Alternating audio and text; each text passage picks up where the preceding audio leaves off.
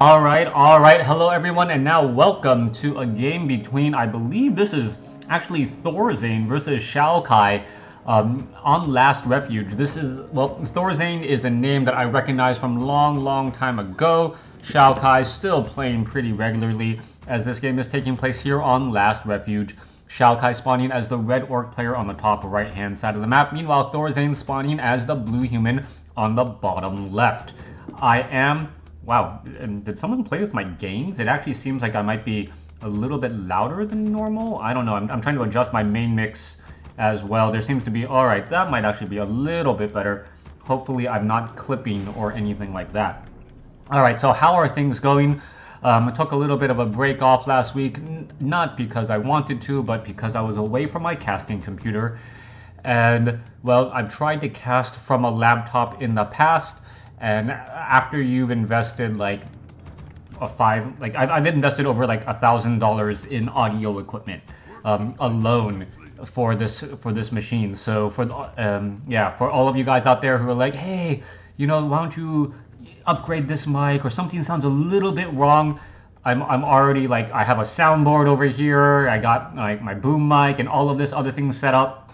If you have other ideas on how to help me fix my distortion, well, then you're a bigger audiophile than I am, and I would greatly appreciate any help you could offer me.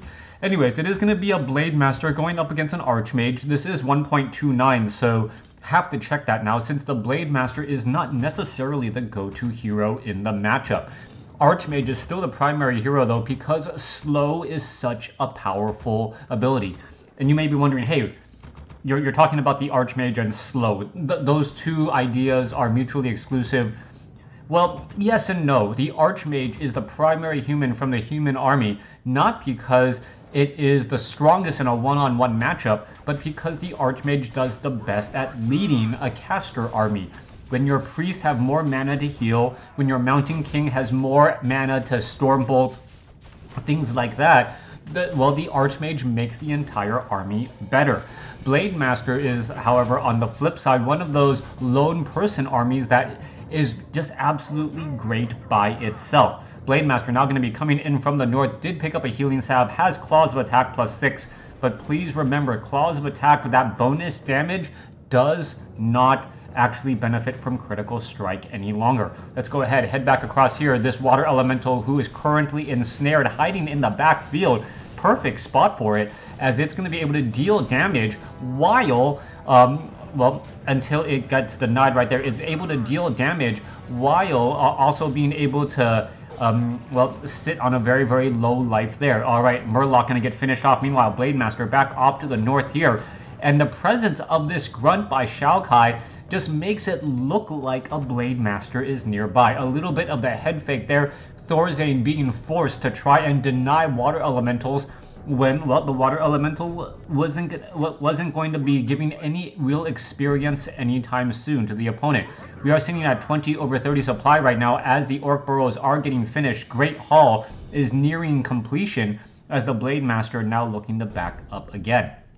Blade Master perhaps going to go after this Forest Troll High Priest there. A little bit of damage right there. It is trying to heal itself back up. Is it going to interfire the other Forest Troll Trapper? Yes, it will. It tries to heal itself up, but still going to get taken down as we see. Well, I'm not quite sure what item was picked up there, but we do see a healing salve now removing much of the damage from that Blade Master.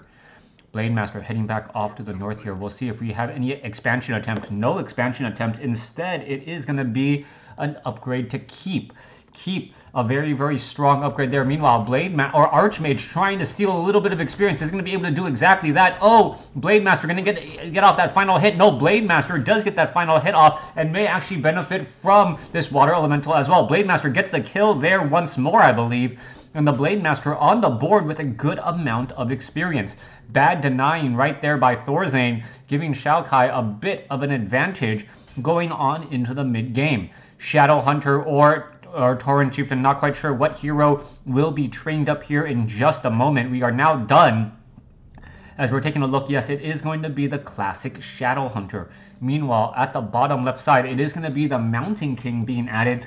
But one problem for the Archmage is that the Archmage is, well, where is that Archmage? I don't see it on the map. I don't believe the Archmage was taken out or in danger at all. I don't see any... I'm actually watching the minimap. I don't see it. Oh, Archmage back across over here. Was it invisible? It could have been cloaked of shadows right there trying to get away. There is a sentry ward there as well, as the Archmage not going to make its way across. Perhaps try and drop some water elementals and put some pressure right here. All right, let's see where it's going to go. There it goes. Drops a water elemental. Going to get some damage onto this one particular Voodoo Lounge as it's getting constructed now. However, going to get poked apart rather fast though, as all of these guys were most likely just going to, well, get out of that burrow and then, well, allow the Blade Master to get the finishing blow. Shadowhunter still sitting at level 1, no experience on the board. Grunts now wandering around, sentry wards, and Xioakkai is just in such a dominating position in this game, seems to have much better map awareness and playing a better game overall.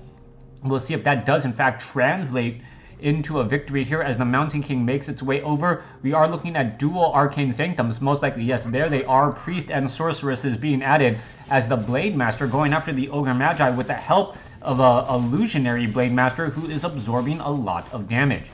Down goes that unit there. The Ogre Magi taken down. Claws of Attack +6 has been dropped. A lot of damage being absorbed by this Mountain King as this Forest Troll Trapper will get finished off, almost giving level 3. Is it going to cast slow? It should not, as it wants to save that mana up for the upcoming fight. Archmage making its way down. Level 2 on that Archmage. Level 1, pretty much level 2 on that Mountain King as well. As a Priest now going to be joining up here. We should be looking at more Sorceresses and Priests being added as well as the Rock Golem going to absorb a little bit of damage. Here we go. Here's the engagement as we see the Sorceress and the Priest in that backfield. Meanwhile, back at the other side, the Blade Master going to go after the Ogre Magi once more.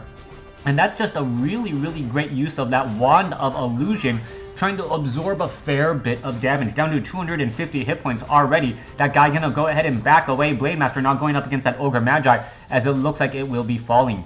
Mountain King is sitting at level 2, going to be not going to be getting to level 3 anytime soon. Does have True Shot Aura, which should be given to that Archmage. And now all of the casters also have a good amount of extra damage, a 10% bonus right there. Meanwhile, the Blade Master still wandering by, sees that there is not an expansion attempt and can rest a little bit more easily.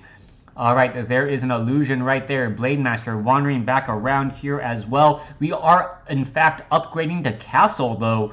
And what can we see with an 8-minute Castle?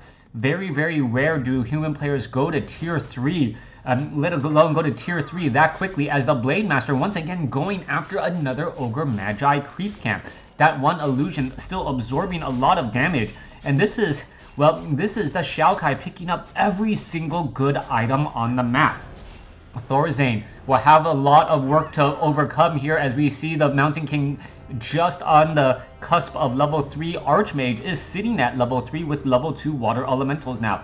Shadowhunter most likely going to be able to get to level 3 after the remainder of this creep camp gets taken out. So overall we are fairly even, except for the fact that the Blade Master has stolen the majority of the good creeps from the human side of the map. You can take a look. Ogre Magi taken down here. Ogre Magi taken down here. The Sorceress and the Archmage not going to make its way up, only to realize, wait, there isn't as much going on here as I would like. The items are not going to be nearly as good as the Forest Troll High Priest, relatively low on mana, but we see the Blood Mage added in as a third hero. All right, mana battery strategy perhaps for that Mountain King. If that Mountain King gets to level 3, level 2 Stormbolt is going to be a definite probability, or perhaps even Thunderclap as well, as the Archmage, well, purposely backs off to not steal any of that experience. Here we are, upcoming fight, 50 supply compared to 50 supply.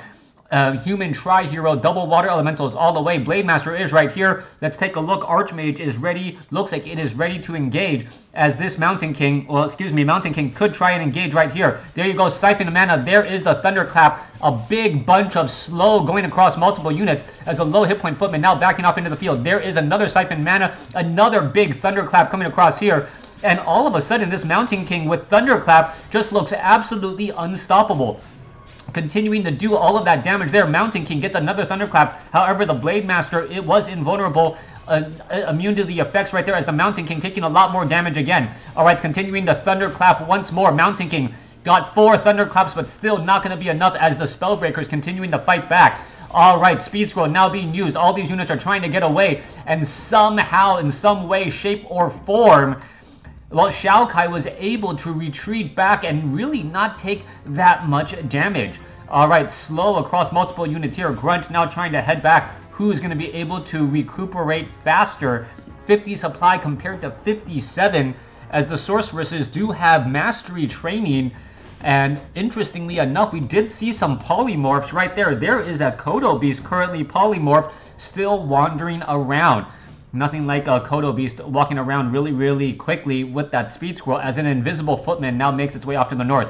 Alright, units are going to spot all of this. Units need to be cutting back. What is going on? Perhaps trying to get them to commit to a fight. How come these units are not turning back around? I do not know, as there is a knock on the front door. Blademaster also trying to get in. And Xioakkai, what is he doing? Is he going to just try and resurrect that unit back at the shop or the tavern? That is the thing right there, as the Mountain King getting some more mana again. Alright, Siphon Mana. Pretty much that Mountain King needs to buy a Potion of Lesser Invulnerability in order to get into that position. There's a Scroll of Town Portal. This is it going to be it? Scroll of Town Portal trying to land in on top of everything. There you go, as the Mountain King going to go ahead and Thunderclap, get into position. Alright, Watchtowers and a Voodoo Lounge up on the high ground. That could potentially become a problem, as the Mountain King could continue to just launch Thunderclap after Thunderclap. Mountain King now low relatively on mana, not going to be able to siphon mana anytime soon. Or excuse me, no, will be able to siphon mana, as well the Blood Mage is still right there. Alright, trying to get more and more again. Archmage has to deal with the Watchtower up on the high ground. There's Dust of Appearance. Archmage in serious trouble. It's going to get taken down. Xioakkai is just absolutely dominating this matchup. As you see the Footman do see up onto the high ground right here. Is the Mountain King going to be able to do enough, as the Raiders are going to get taken down? Here, there is the Watchtower up on the high ground, poking apart at these sorceresses, but the Mountain King may be able to take down the Blademaster. Blademaster does go down. Level 2 now on the Blood Mage, as there's nothing to pick up.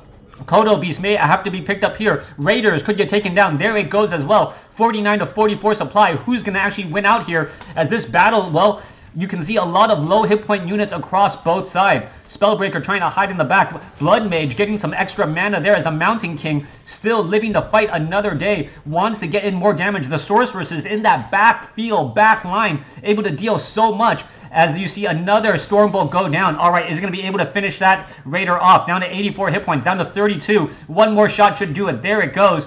But the Mountain King now out of mana. Can he stick around long enough, as the Blood Mage tries to siphon more again? You can see the Spellbreakers in that back line. 37 compared to 44 supply. Mountain King is still in this position here. Is going to be able to finish off any of these units. Stormbolt perhaps onto that Kodo Beast in order to get it to get taken down. There it is. Mountain King taking far too much damage. Potion of Lesser Invulnerability needs to be used. There's the Thunderclap. Able to finish off 2 more units very quickly. And that Thunderclap has been the MVP of this fight so far and so long. Alright, continuing to deal more damage. There's a Stormbolt onto the Walker, as some Peons are going to get taken down. And there is the GG. Thorzain with the reverse win after some very dicey situations. Thank you for watching. Thank you for listening. Hope you guys enjoyed it.